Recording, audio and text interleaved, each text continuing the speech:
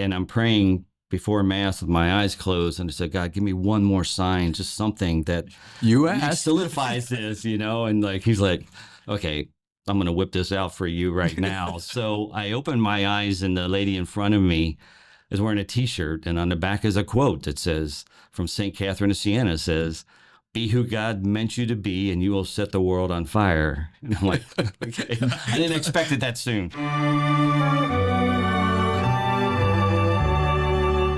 Hello again, everyone. My name's Ron Fleitz, and welcome to Faith in Business. Our guest today is a Nashville Catholic radio star in his own right, Gene Gillespie. Gene is the district governor of the Serra Clubs of the U.S. or of the world, is it, Gene? No, state of district. No, state of Tennessee. Okay. And then Mike Martini, who's the president of the Northeast Nashville Serra Club. Mike, welcome to you. Thank you. Good morning. Good morning. Well, the reason these gentlemen are on here today is there's a good faith story that goes along with this. We are going to talk today about the Serra Club. And the new Serra Club. But first, I want Gene to share a little bit about his history and how he got involved with Serra Clubs. That'd be great. I moved here at the beginning of COVID in 2020 and happened to have friends of mine at Holy Family who introduced me to Serra and asked me to just go to this meeting. And of course, coming from Asheville, North Carolina, and being a hiker, I interpret it as it's a hiking club, not a prayer club. Right. Don't you think of that club out in California or something? Yeah, right. So I wasn't listening correctly when they said Serra, not Sierra. But so that brought me in, and I found myself incredibly moved by 80 people that were sitting at this dinner party and starting the meeting with prayer, and the guest speakers who came in and spoke about prayer. And I think that Father Hammond was the first speaker that I ever entertained. So it was really a great introduction and understanding their life and their history. So it took me, brought me back into the community here as a new person to Nashville, and enabled me to weather the storm through COVID. And from there, my faith grew exponentially. I started attending daily masses. I started getting much more involved, ended up working for Catholic Charities here at the diocese for 2.5 years, and then moved into nonprofit work, raising money to build churches down in McMinnville and other. Of which you did an excellent job. Thank you. That was one of the greatest challenges and also the greatest rewards I've ever received. Just a slight story. People could come up and say how beautiful it was in the church and thank you and laud you with all their wonderful comments. The day that we inaugurated it, to have a 5-year-old little Hispanic boy ran up and jumped in my arms and said, gracias. Yeah. And I will always remember that moment more than I'll remember any other thing. Isn't that beautiful? It is beautiful because I know that parish is going to touch their lives. It's a Hispanic parish, and it will touch their lives. And they didn't have a facility as large as this. So to go out and raise money and apply the business techniques that you're talking about with faith and business was a great transition opportunity for me. I know how much that meant to Father Bale. I mean, it was just phenomenal as he shared, because we had to do 2 programs for him around the diocese because he had so much to be thankful for, and a lot of that was thanks to you. It was a joy. I was pleased that he asked me to do that job. So then you got involved with Serra Clubs, and what stimulated you to take the district governorship? I had many opportunities or job assignments within the Serra Club, moved up to be the president of Serra Club, and was exposed to a lot of Serra International people through their national conferences and Bob Rudman. And Bob Rudman has kind of been the champion for both Mike and I. And he always says he's the guy from NBC. as a talent man, yes, he says he always looks for talent. So he was the one who made the introductions for me to a lot of people at the higher levels of Serra. And I was doing programs within the Serra Club. So one of my jobs was 2 years of scheduling programs. And in that opportunity, I met everybody in the diocese. I met faith leaders in their business. I met international faith leaders from the Serra organization. So that really gave me the exposure that I need, I think, for Serra International to sit and say, all right, here's somebody that has a sales background, which I did. Yeah. So it's always about pursuing new opportunities, new growth potential, And the Serra organization in the Diocese of Chattanooga and also in the Diocese of Memphis are very small and very young, and they're looking to grow those and replicate what we have done, and particularly what Mike has done. I mean, in 1 year, we've started 3 Serra Clubs here in the Diocese of Nashville. So we have It's just remarkable. and Gee. Mike has led, I mean, in literally a short period of time to become the second largest Serra Club in the state of Tennessee. So hopefully my Wow. role will be to replicate what Mike has done here and what we've done with our other properties here. Sounds great. Well, we know you're a hard worker, Gene, and from what I hear, sounds like Mike is too. Mike Martini, tell us a little bit about you. Thank you.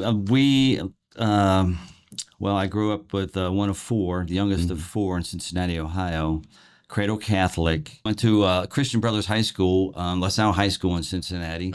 And on site there also was a number of Christian brothers, taught in class and all that, and they resided right there in the school. And so that's kind of growing up. And then I worked for NCR out of Dayton, Ohio. And for 15 years there, traveled around the country from Utah to Texas to Georgia. And then we started having children. My wife and I got married in 2000. So you stopped traveling a little bit there. Yeah. We were in Georgia, and we had our first two kids in Georgia, and we really wanted to be closer to home. And so my in-laws were in Nashville, and so we found an opportunity in Nashville, and so we moved up here to be closer to family. Yeah. Well, that's neat. And over the course of time, though, something grabbed a hold of you that you wanted to sit back and retire a little bit. Well, sure. So I worked 25 years in the corporate world, and there was always this kind of thought that, maybe someday open your own business kind of thing. But I never quite had the guts, if you will, to do it. But then as it happens, a group of people sometimes sit around and say, "Oh, if this is a way I can make $1 million, I could do this or I could do that, or we need to buy property down on the beach."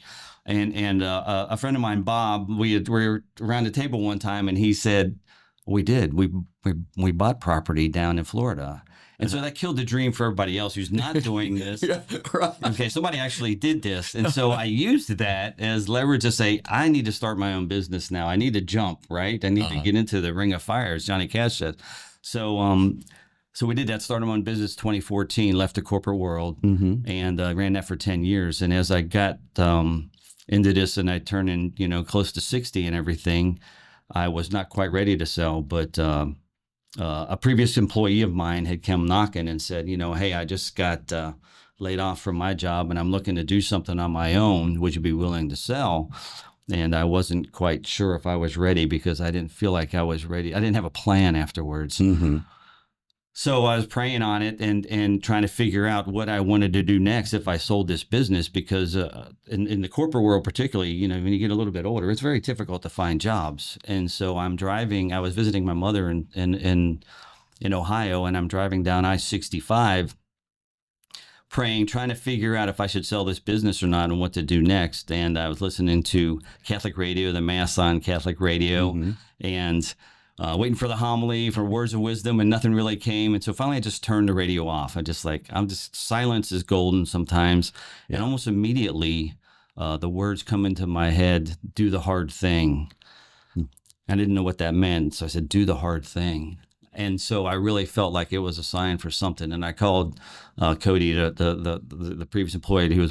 I said, "Cody, I don't know what this means, but we're going to do it. I'm going to jump. I have no plan afterwards, but I feel like God is calling me to do the hard thing. It's something different here."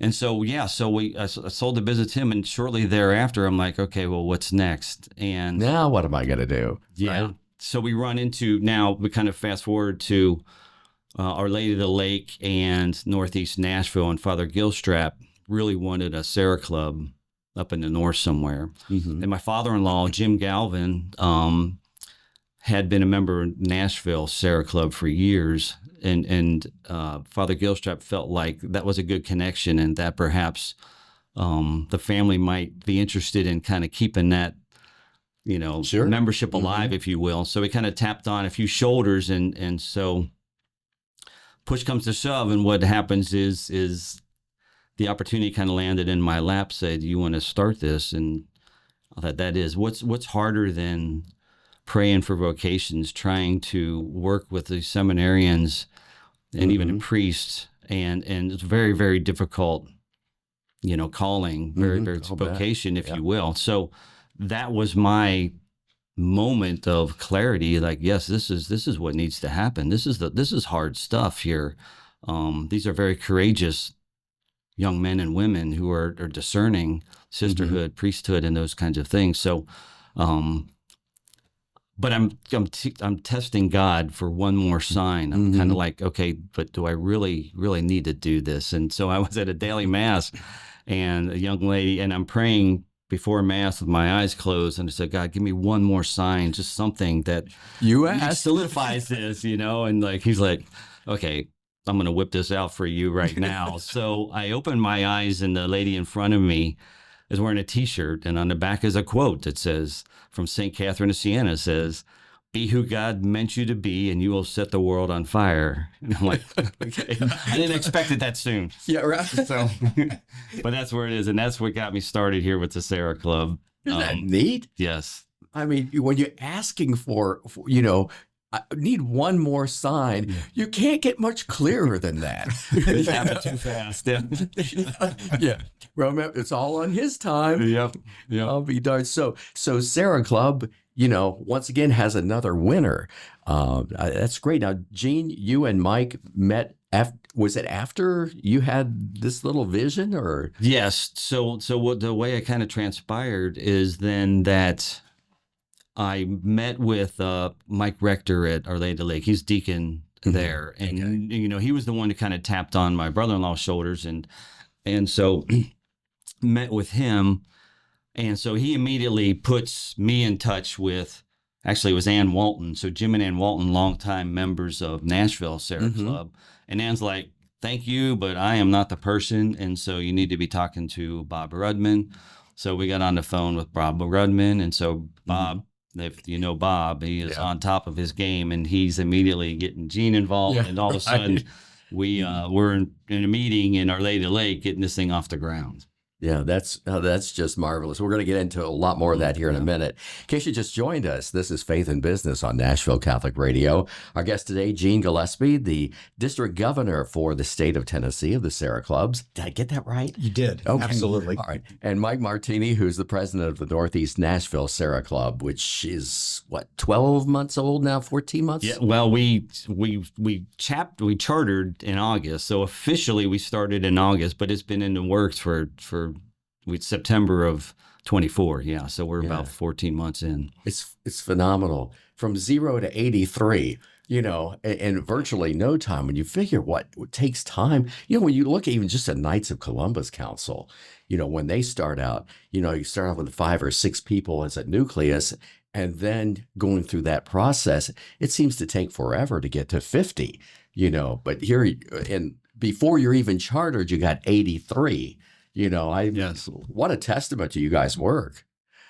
Well, we felt like the groundwork was laid very well at Our Lady of the Lake because so many seminarians do the propedeutic years there. There's so many of them, they switch it down towards closer to St. Edward's. But so a lot of the parishioners already were kind of in tune with the seminarians and the seminarian program. And then also kudos, of course, to Father Gillespie for really promoting it and really getting behind it.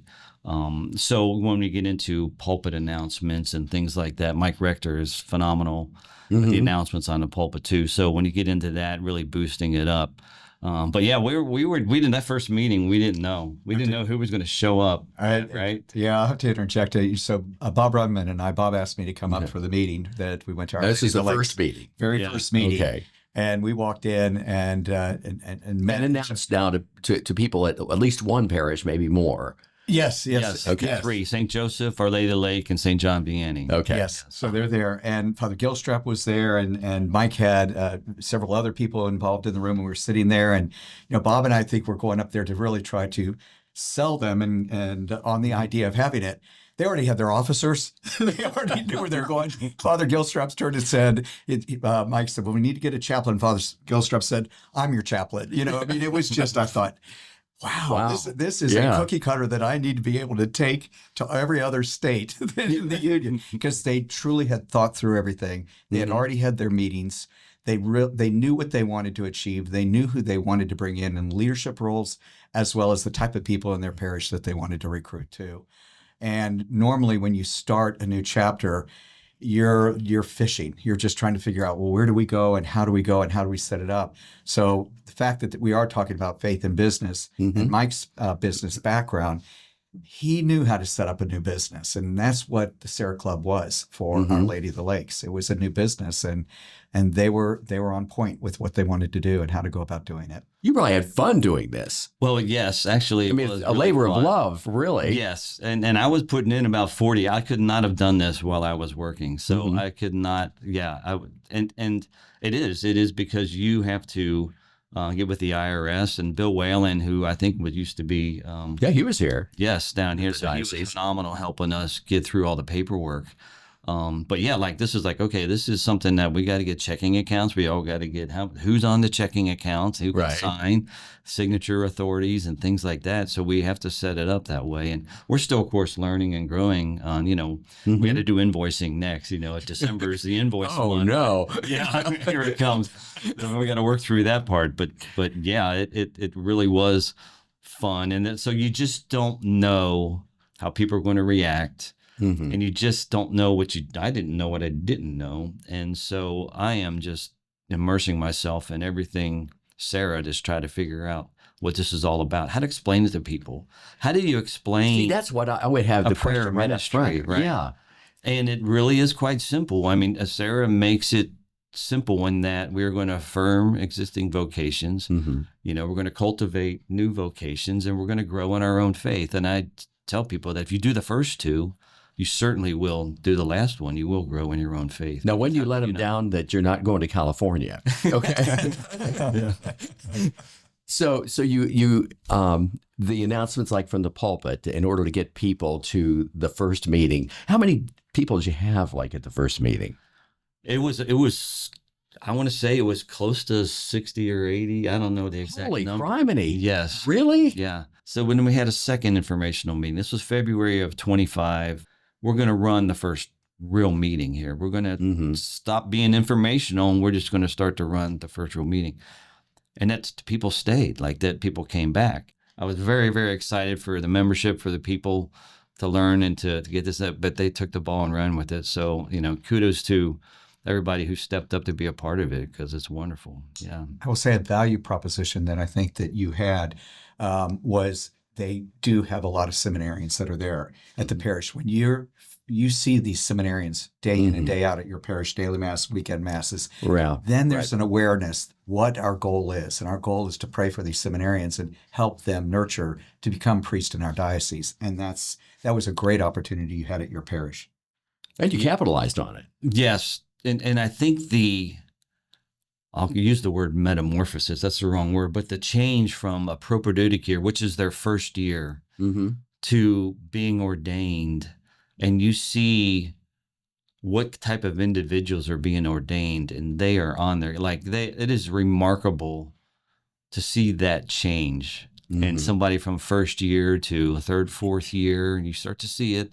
And then you just see how polished they are. It is really, really something beautiful to see. These young men and women are just courageous.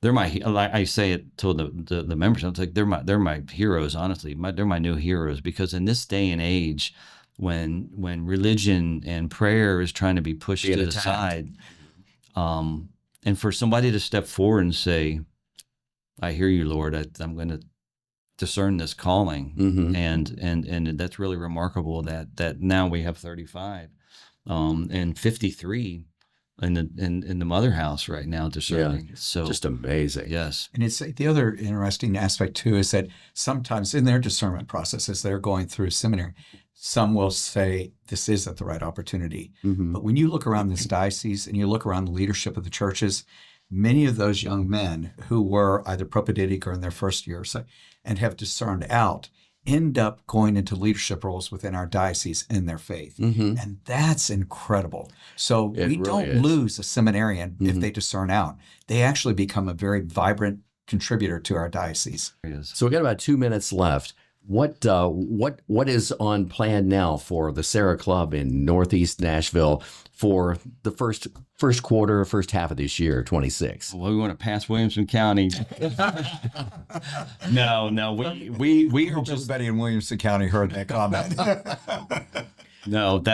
We'd like to get to 100 members, honestly, and we are officially now, I think, at 87.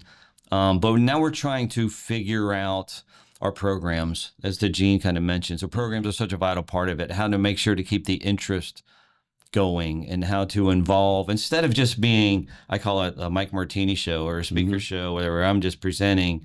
We need to have more involvement with our membership and different programs where, for instance, our vocation director just took a trip, Darlene Melton took a trip down to New Orleans and visited both seminaries down there and came back and spent 10 minutes talking about that at our last meeting. It was wonderful.